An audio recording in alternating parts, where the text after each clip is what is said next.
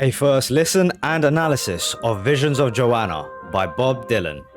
Dylan wrote this track during a 1965 blackout in New York City while he was with his first wife Sarah, who happened to be pregnant. The original title for the track was Seems Like a Freeze Out, which is an apt description for the situation where the track was written during a blackout. Although written in 65, it was eventually recorded on Valentine's Day in 1966, which is maybe a little bit of insight into what the song may be about. I've also read that Joan Baez, who is a folk singer herself, thought the track was about her. She released a song in 1975, Winds of the Old Days, which had lyrics that were alluding to this fact. Most of the sour grapes are gone from the bough, Ghost of Johanna will visit you there. Now, these are just theories. What I do know for a fact is that this was a track released on an album called Blonde on Blonde in 66, which is thought of being one of Dylan's master works. I've really enjoyed his music so far. His writing has been absolutely brilliant, so I'm very excited to get into this one. Lastly, if you do end up liking the video, hit me with a like, perhaps share it with a friend. Also, if you're into daily music analysis and reactions, we have plenty of that on this channel. Come join the fun, be a part of this community. Now, reaction time. This is Visions of Johanna by Bob Dylan.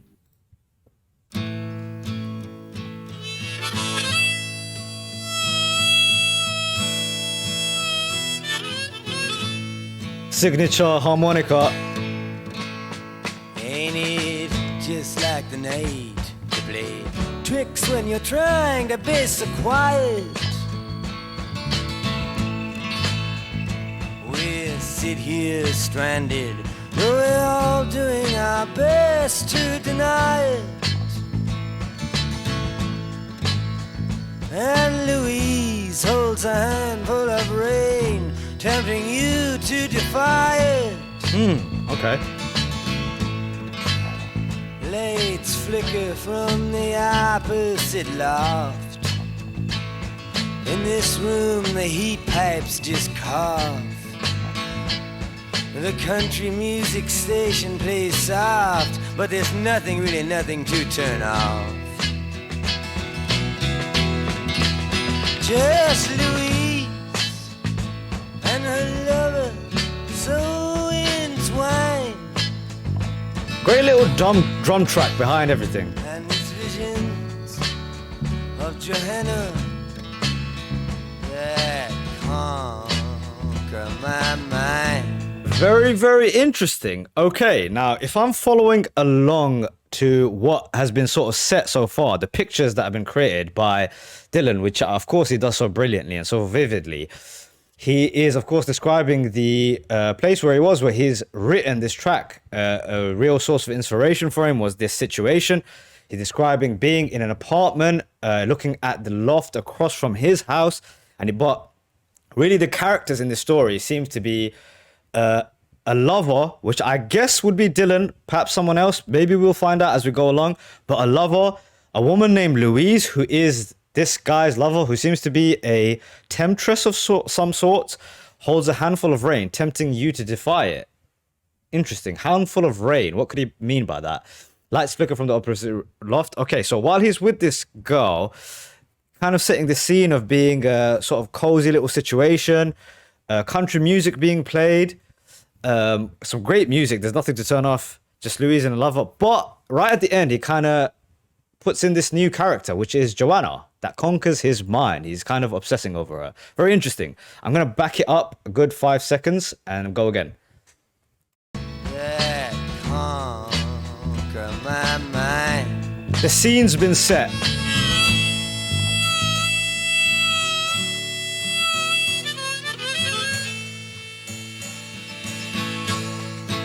In the empty lot where the ladies play blind man's bluff with the keychain.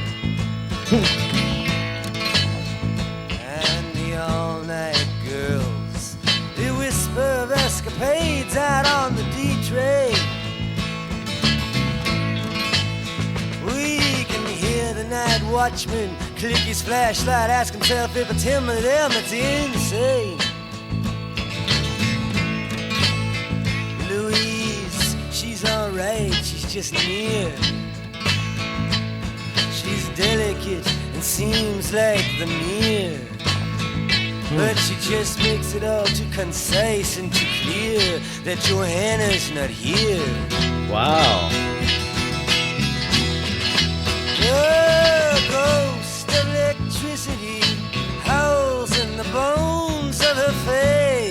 What a line. Where these visions of Johanna have not taken my place. Wow. Okay, let's sort of get into this second verse now. Of course, Dylan is so lyrically dense, which is why I really, really enjoy his music. I can see why maybe it's not for everyone, but personally, it just sort of resonates with me, especially when he's got lines like that. Check this line out. Let's go back. But she just makes it all too concise and too clear that Joanna's not here. The ghost of electricity howls in the bones of her face. Ah, what a line. Okay, so it's cool, right? He's used the absence of the electricities to sort of paint this picture of this woman, this vision of this sort of idealistic woman in his mind, right? The absence of the electricity is also amplifying the absence of Joanna in his mind. Well, he's with this girl who seems to be an okay girl. She's kind of like a temptress, he's described her as. But the ideal, almost if you want to call it the Madonna in his head is Joanna. And it kind of sort of reminds me, if anyone's watched Taxi Driver before, where Travis Bickle creates this idealistic image of, I can't remember her name in the actual film. I think the actress's name was Sybil Shepherd. Even the way that Sybil Shepherd's character is introduced into the movie is when she's in sort of slow motion and Bickle is watching her go by in this beautiful dress. Her hair's blowing in the wind. She represents purity and perfection, right? In the feminine form. It's kind of what he's doing here, right? He's got this vision of this woman in his mind who seems to be everything that Louise is not. Let's keep this going, man. I'm very, very intrigued. I'm going to back it up again and go. Please.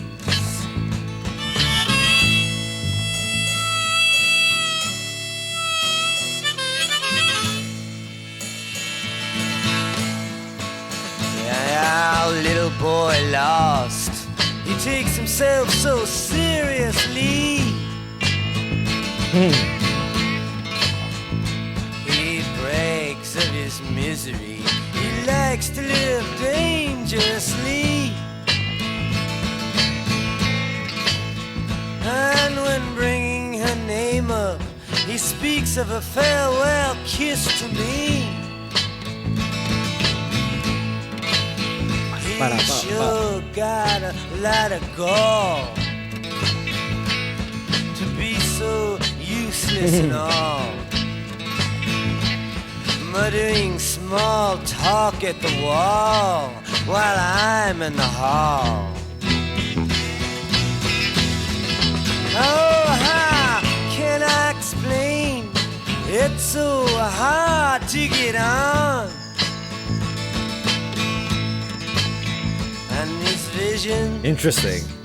of Johanna, they'd kept me up past the dawn. Okay, verse 4. Another really, really cool verse. Now, I want to talk about a couple things really quickly. I read a quote about Dylan that Dylan made. He was talking about being a creative and being an artist. And this is before I'd even listened to his music, and it resonated with me. He said that when he used to write songs, he used to always think he knew the person he was writing about. But then as time went on, he always realized, oh, it's about me. And then he'd think about another song and think, no, that was definitely about that person. And then he goes, oh, no, that was me again. So I guess he's projecting about this guy who he calls the little boy is actually probably how maybe Dylan feels about himself a little bit. Little boy lost. He takes himself so seriously. He brags of his misery. He likes to live dangerously. I mean, does that remind you of Dylan's music? Maybe a little bit, right? He brags of his misery, or brags of misery in general. He speaks of a farewell kiss to me. He's sort of muttering small talk at the wall while I'm in the hall. How can I explain? Interesting. And then lastly, I wanted to speak about the sort of vivid imagery he uses, right? He is really, really building up this image of New York City in the empty lot where the ladies play Blind Man's Bluff with the keychain. I was wondering what that meant at first. And then he describes and the all-night girls, which are, of course, the escorts or the prostitutes, which New York City was a very broken down city at one point in time. He's speaking about them. And then there's this night march man he's clicking his flashlight and looking around for people. Great vivid imagery, setting these scenes and this obsessive nature of this girl who is in his mind he can't get out of. Let's go again. Where are we going? past the dawn.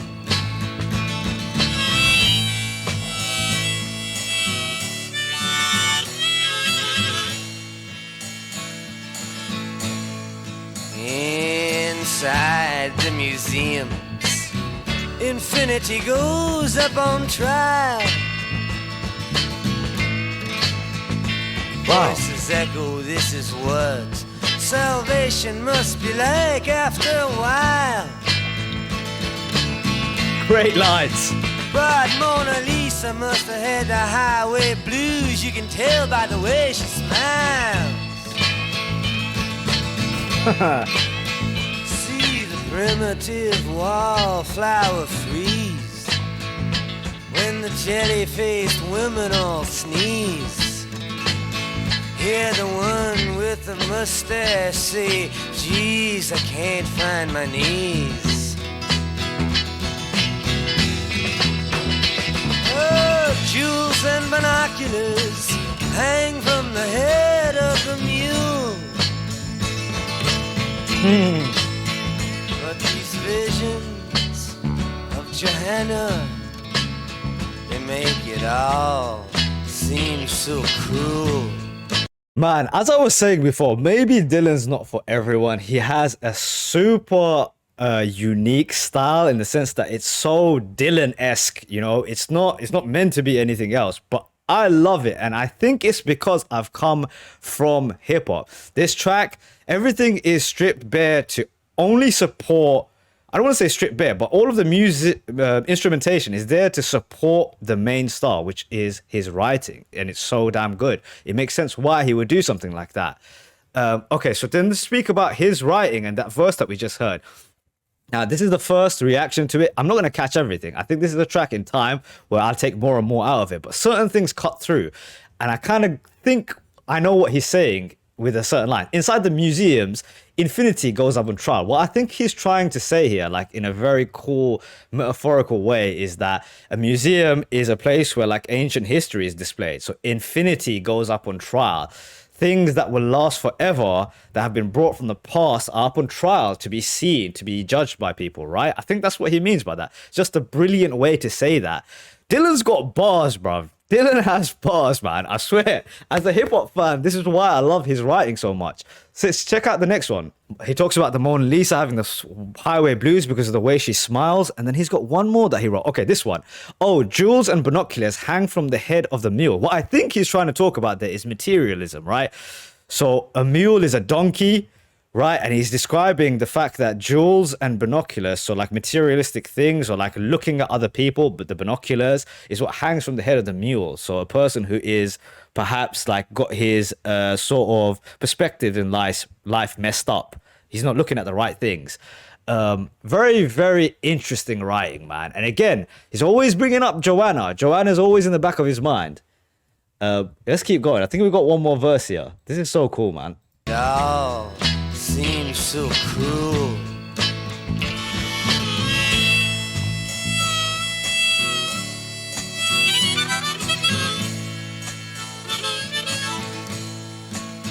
The peddler now speaks to the countess who's pretending to care for him. Saying, name me someone that's not a parasite, and I'll go out and say a prayer for him. But like Louise always says, you can't look at much, can you, man? And she herself prepares for him. Interesting. And Madonna, she still has not shown. Madonna, see? We see this empty cage now corrode. Wow, great line. Where her cape of the stage once had flowed. The fiddler, he now steps to the road. He writes everything's been returned which was old. On the back of the fish truck that loads while my conscience explodes. The harmonicas play, the skeleton keys and the ray. The synths. And these visions of Johanna, are now all Wow. that remain. Wow.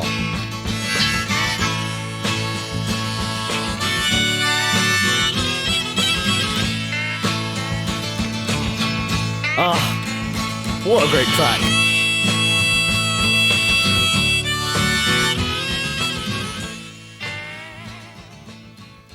Absolutely love that song because of the fact that it's ambiguous in nature and there's no real answers to be had, and you can sort of just take what you see from it. Maybe like a Rorschach test, you know, what you see from it perhaps is a reflection of yourself. Now, let's get into that last verse. It seems to me what he was describing there was that his sort of relationship with Louise, or this person's relationship with Louise, the character Louise, breaks down, and you have this thing that corrodes, this cage. He described it as a cage. Isn't that interesting? It corrodes. Why? Because she will never live up to this ideal that he has in his head, which is Johanna. Now, I've got a couple things to say, right? Firstly, I think it's interesting. He wrote this track while he was with his wife, who was pregnant. Now, very interesting. I'm not saying that this is the most how do you say, upstanding sort of inspiration to be with your wife and sort of be thinking about this.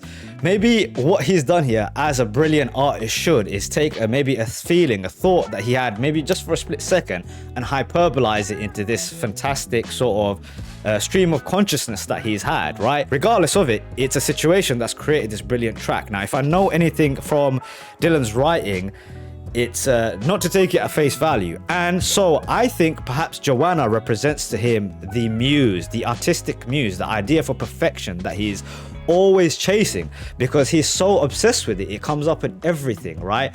And he's describing all these things that are going on in New York City. And what does he say at the end of every verse? But these visions of Johanna, they make it all seem so cruel. Some of you may know that I have a secondary channel, and I am constantly looking for inspiration for things to spark me and make me create a video about something interesting, a feeling, a thought, something I read in a book. And so the idea of this chasing of a muse, it's very relatable to me. It speaks to me, man. That's why I think this track was so interesting and fun to sort of break down. Now, last thing I'll say is that as a hip-hop fan, as I was saying, this kind of music really speaks to me. It's so lyrically heavy. It's ambiguous. There's so much you can take from it. His cadence and his delivery, which was once kind of off-putting to me, is grown on me. He kind of reminds me of Jay-Z in a sense. I know this sounds crazy. Maybe other people won't see the connection. Maybe there's other hip-hop fans listening to this and will see what I'm talking about. But Jay-Z has this kind of weird rhythm to the way he delivers his lines. He's sometimes lagging on the beat, and he has a conversational style. It's almost like he's talking to you when he is rapping and he's delivering his lyrics. And that's what I feel when I hear this. I would suggest to anyone listening to this, as a hip-hop fan, check out the track Can I Live by Jay-Z. I think it's one of his best sort of lyrical exercises. It's brilliant to me. I think Jay-Z is a brilliant writer. I think a lot of people hear his very mainstream stuff and get a wrong impression of him. He's a great artist, but yeah, as a hip-hop fan, this kind of music really speaks to me, man. Very lyrically dense, very interesting, took me in very interesting directions. 2 thumbs up, man. Really enjoyed that one.